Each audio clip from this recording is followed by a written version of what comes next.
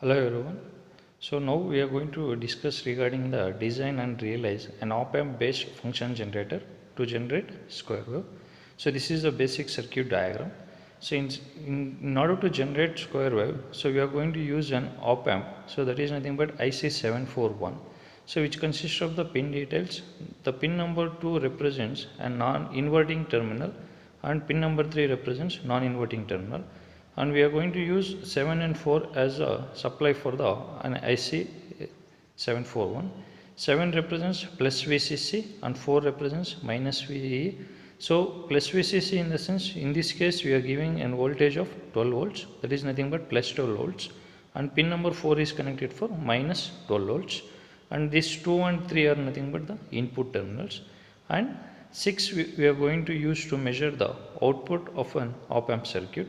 So this is the basic circuit in which we are going to use to generate the square wave, or which is going to operate as a function generator, and this is the basic design we are going to follow. So here T, we have the relation T equals to 2 into RF into C. T represents the time constant and RF represents the feedback resistance, which is connected here over here, that is nothing but RF, and C is nothing but the input capacitor. The selected value of the C is nothing but 0.01 microfarad, and ln of 2 into R2 plus R1 divided by R1, and we are going to assume the value of R1 as, that is nothing but 1.16 into R2. So we have already know that we have relation T equals to 2 into RF into C.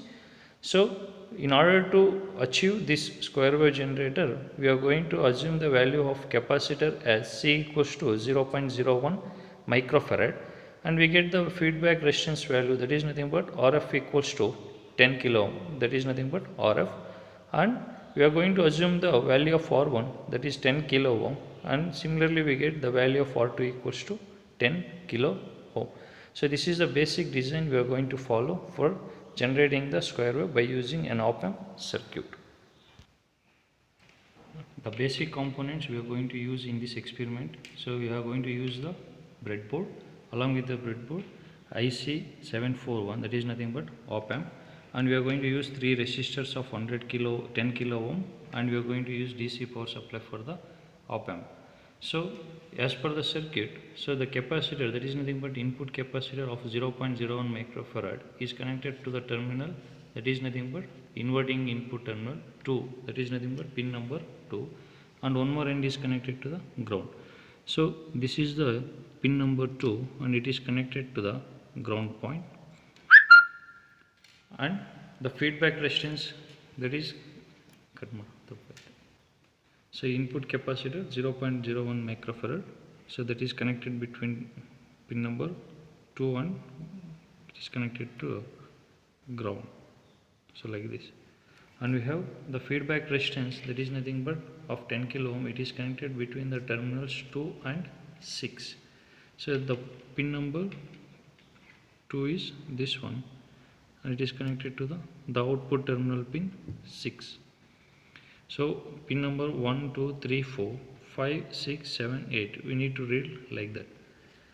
And after that, so the resistors R1 and R2 is connected across the output. So first we are going to connect R2, that is nothing but 10 kilo ohm, from pin number 6 to, so place to some other point, that is nothing but from point number 6 to some other point, and the resistance R1 is, that is nothing but 10 kilo ohm, it is connected to one end of the R2 and one more end is connected to the ground terminal. So connect over here. So after that, so we have connected the R1, R2, RF and capacitor. So we need to give the supply for the IC, that is 7 is connected to plus VCC and 4 is connected to minus VCC. So that is nothing but plus VCC is of about 12 volts and minus VCC of about minus 12 volts. So this is the DC power supply we are going to use. So red indicates the plus 12 volts and the green indicates minus 12 volts, and this is the common point we need to connect to the ground terminal. So here the plus VCC is connected to the pin number 7. So we are going to connect it to the pin number 7.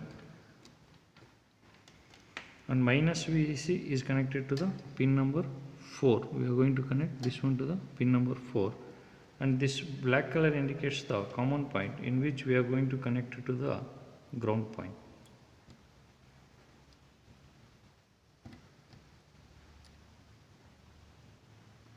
So after these connections, so one more connection remaining is the input terminal, that is nothing but non-inverting input terminal. Pin number 3 is connected to the one end of the R2, or we need to short over this point. So take one small wire, so connect from pin number 3 to the, so the two resistors which are connected over there, so at this point. So and so in this case, in order to observe the square wave, so we are going to observe the output at the pin number 6 with respect to ground. So we are going to connect the CRO at pin number 6 and with respect to the ground terminal. So consider any one channel.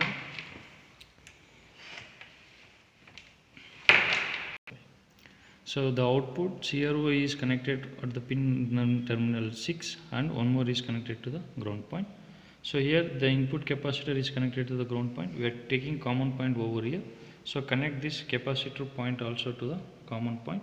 So you connect one extra wire from here to the common ground point here. So these are the connections of the circuit diagram to generate the square wave by using op-amp.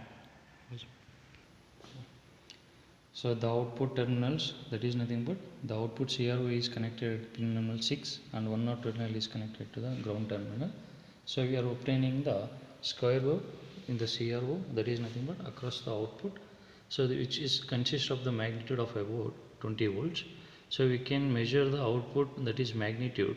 So in this case the y-axis scale is of about 2 centimeters. So 2 centimeters, and we are keeping the channel 1 scale is of about 10 volts. So we are going to multiply with 10 into 2 is nothing but 20 volts. So that is the magnitude of the peak to peak magnitude of the square wave which we are obtaining, and the time scale will consist of about, so we are going to take the one full cycle time scale. So in this case, so consider this point as origin point, and up to here the second cycle is going to be repeat again. So we have 2 centimeter in the x-axis also. So 2, and the time scale here we are keeping in the form of 0.2 milliseconds. So 2 into 0.2 we get the total time scale is of about 0.4 milliseconds. So in this way we are going to generate the square wave by using an IC of IC741. So by using IC741 we are going to generate the square wave which is going to act as a function generator.